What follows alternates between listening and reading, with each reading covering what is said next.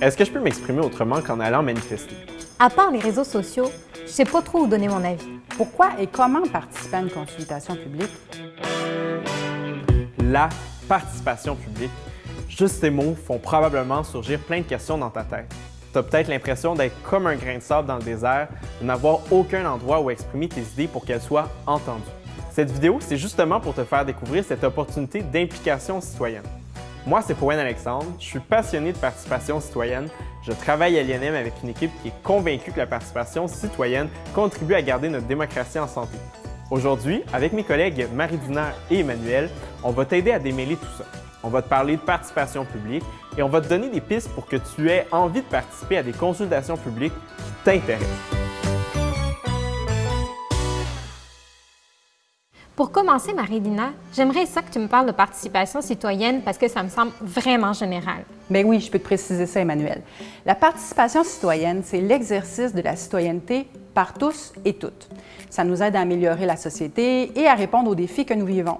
C'est logique, plus on participe, plus les gouvernements peuvent prendre des décisions représentatives des intérêts et des préoccupations de tous les citoyens et citoyennes.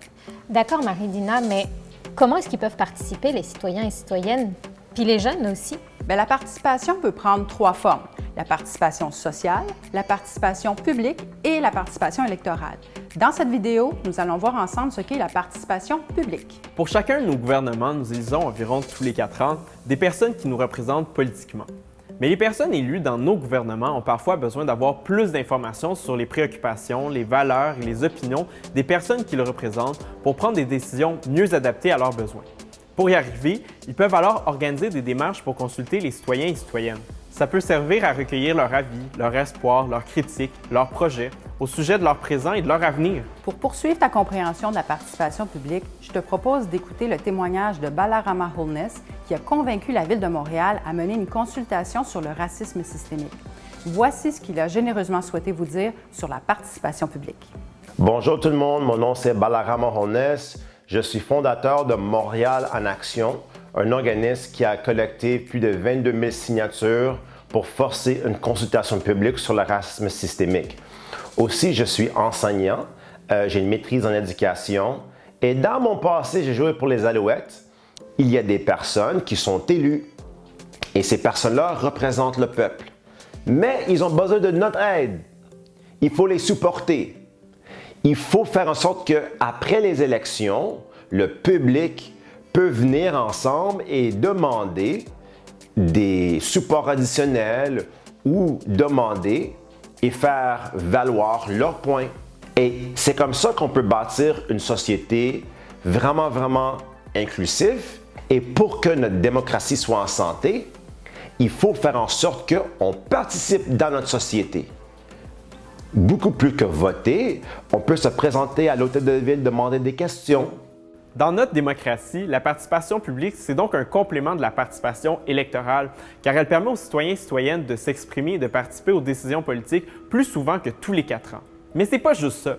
La participation publique, c'est aussi construire ensemble la société de demain.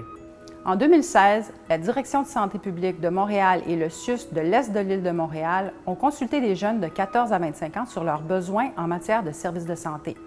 À ce moment-là, 2 méthodes de consultation ont été utilisées. Il y avait un questionnaire en ligne et des groupes de discussion. Les jeunes, à ce moment-là, ont notamment pu exprimer qu'ils n'étaient vraiment pas à l'aise que leurs enseignants ou enseignantes régulières doivent donner les cours d'éducation à la sexualité.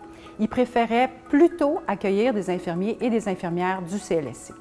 Les citoyens et les citoyennes peuvent être consultés sur des sujets très divers qui touchent presque tous les aspects de la société. En plus, il n'y a pas que les gouvernements qui font des consultations, mais aussi les institutions publiques comme le Bureau d'audience publique sur l'environnement, l'Office de consultation publique de Montréal ou encore des organismes sans but lucratif comme l'INM. Par exemple, en 2017, l'INM a lancé la conversation publique sur la solidarité et l'équité intergénérationnelle. Pendant 2 années, cette démarche a offert à près de 3000 personnes de toutes les régions du Québec de nombreux espaces de discussion pour qu'ils puissent échanger sur leurs préoccupations et proposer des pistes de solutions sur les enjeux intergénérationnels. Mais, autre question, c'est qui peut participer dans ces démarches? De ce que j'en sais, ça peut être des citoyens et des citoyennes individuels, des groupes d'individus, des chercheurs, des élus, des associations, même des entreprises privées. Au Québec, je crois que souvent on a une envie de participer, mais on se dit on ne sait pas trop comment. Mais l'État est trop grand, les enjeux sont trop grands et c'est trop difficile. Il n'y a pas une personne qui va le faire. C'est en travaillant ensemble, en équipe, entre famille et amis, qu'on va s'y mettre et qu'on va apporter des solutions dans une démocratie qui est saine. Par contre, Marie-Dina, j'ai une question pour toi. Les jeunes, ça les concerne en quoi la participation publique? La participation publique, c'est la possibilité pour toi de participer à des décisions publiques et des projets qui te touchent dans la vie de tous les jours. Ces décisions-là, elles concernent ta ville, ton éducation, ta santé. Et puis t'impliquer dans des démarches de participation publique, ça peut aussi te permettre de faire avancer les choses et de voir des résultats de tes actions dans ton quotidien. C'est quand même satisfaisant. Moi, je dirais que oui, absolument. Non seulement que les jeunes ont leur place est critique. Les jeunes, c'est nous. Et je vous dirais que aussi je suis jeune. Je parais plus jeune que je suis, j'ai 37 ans, mais je veux mettre dans cette catégorie-là. Les jeunes, on a l'énergie et on a une vision progressive, on a une vision inclusive, radicale, qui veut vraiment avancer les enjeux d'environnement ou les enjeux d'inclusion, de diversité, où on a besoin que le jeune soit entendu et qu'il soit à la table. Les jeunes, il faut venir à la table, parler de vos expériences. Il faut venir à la table, parler de vos inquiétudes, mais encore plus important, parler de vos solutions. D'ailleurs, j'ai un bel exemple de consultation jeunesse pour toi. En 2017, la Ville de Saint-Bruno-de-Montarville a lancé une grande consultation pour connaître les attentes des jeunes de 16 à 25 ans en vue de lancer sa stratégie jeunesse 2017-2018. Le résultat? La Ville a appris que plusieurs jeunes trouvaient qu'ils avaient peu d'endroits et d'activités qui leur permettaient de se regrouper avec leurs amis. Depuis, Saint-Bruno-de-Montarville a mis en place un parc éphémère estival dans le centre-ville avec des chaises de couleur en bois, des tables à pique-nique, comptoirs de pop-corn, smoothies gratuits, ainsi qu'un festival jeunesse. Les jeunes se sont exprimés, on les a écoutés et maintenant, ils ont un endroit où passer du temps. En fait, la participation publique, ça peut offrir aux citoyens et citoyennes une occasion d'influencer des orientations, des projets, des programmes, des politiques ou des plans. Cependant, cette influence, elle peut varier selon les démarches. Parfois, l'intention des personnes qui l'organisent, c'est simplement d'informer ou de consulter. Dans l'exemple qu'on vient de voir à Saint-Bruno, les jeunes de 16 à 25 ans ont été consultés. Mais d'autres fois, on demande carrément aux citoyens et aux citoyennes de prendre part aux décisions finales. Ah oui? Est-ce que c'est comme dans le cas des budgets participatifs? Exactement. Un budget participatif, c'est un processus démocratique par lequel les citoyens et les citoyennes décident de la façon de dépenser une part du budget municipal. La Ville de Rimouski a réalisé son premier budget participatif citoyen en 2017. Par exemple, l'année passée, un montant de 200 000 a été attribué et là-dedans, il y avait une portion de 50 000 pour les jeunes de 12 à 16 ans. Avec ce budget, plein de projets peuvent être créés par et pour les jeunes. Alors qu'en penses-tu? Aimerais-tu participer à des décisions politiques? Laissez-moi vous raconter une petite histoire.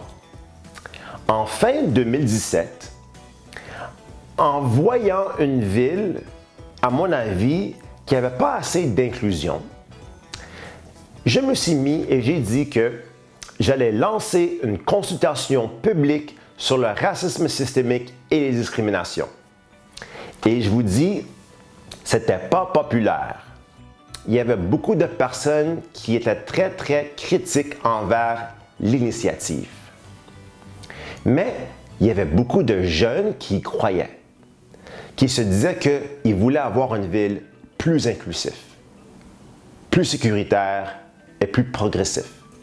En mai 2018, pendant 90 jours, 50 jeunes se sont promenés dans la rue pour collecter des signatures pour forcer la consultation publique sur le racisme systémique et les discriminations.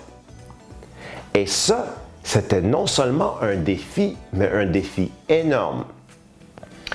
Et sais-tu quoi? On l'a accompli. Comment qu'on l'a accompli? Mais on l'a accompli ensemble. Bref, tu as pu apprendre que la participation publique, c'est une façon de s'exprimer, de partager tes réflexions et de participer à des prises de décision collectives. Avant de partir, n'oublie pas qu'il y a 2 autres capsules à regarder, en plus des activités pour tester tes connaissances. Nous t'avons aussi fourni des pistes pour surveiller les consultations jeunesse auxquelles tu pourrais participer si tu le souhaites. Dans la place publique ou dans des consultations, il faut avoir des jeunes qui s'impliquent, qui s'engagent, qui amènent des solutions parce que vos voix, ils ont de la valeur.